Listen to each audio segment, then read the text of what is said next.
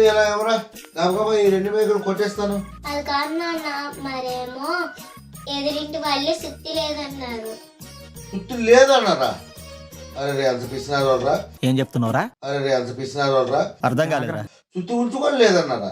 సుత్తి ఏమైనా అడిగేదా తిరిగేదా వచ్చేసి? మీరు ఎప్పుడు కూడా మాకు ఏం అర్థమే తెలుసు సార్, ఇంటలేం. ఆయన నేను సాయంత్రమే చూశాను రా గబగబా మేకలు కొట్టుకుంటుంటే. దేశంలో పిసినార్థనం పెరిగిపోయిందిరా. సరే సర్లే, ఎన్నెన్నో అనుకుంటాం. ఓకేలే, నువ్వు వెళ్ళి ఆ పక్కింటి వాళ్ళు అడిగి తీసుకొని రా. వాళ్ళ దగ్గర 2 సుత్తులు ఉన్నాయి, నేను చూశాను. పక్కింటి వాళ్ళు కూడా అడిగాను నాన్న, వాళ్ళు కూడా లేదన్నారు. వాళ్ళు కూడా లేదన్నారా? ఏం సరిది, మీరేం యాక్షన్ తీసుకోరే? అరే ప్రపంచంలో రోజు రోజుకి పిసినార్థనం ప్రాబల్యం పెరిగిపోయిందిరా చేసి. తీస్తా, నాలో ఉన్న క్రియేటివిటీ మొత్తం బయటికి తీస్తా. పోనీలే, ఏం చేస్తాం. నువ్వు వెళ్ళి లోపలికి వెళ్ళి మనసుతే తీసుకురా.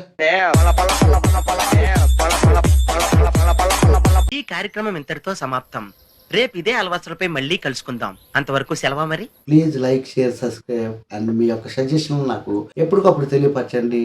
నేను మీ రవి వద్దూరి. Thank you.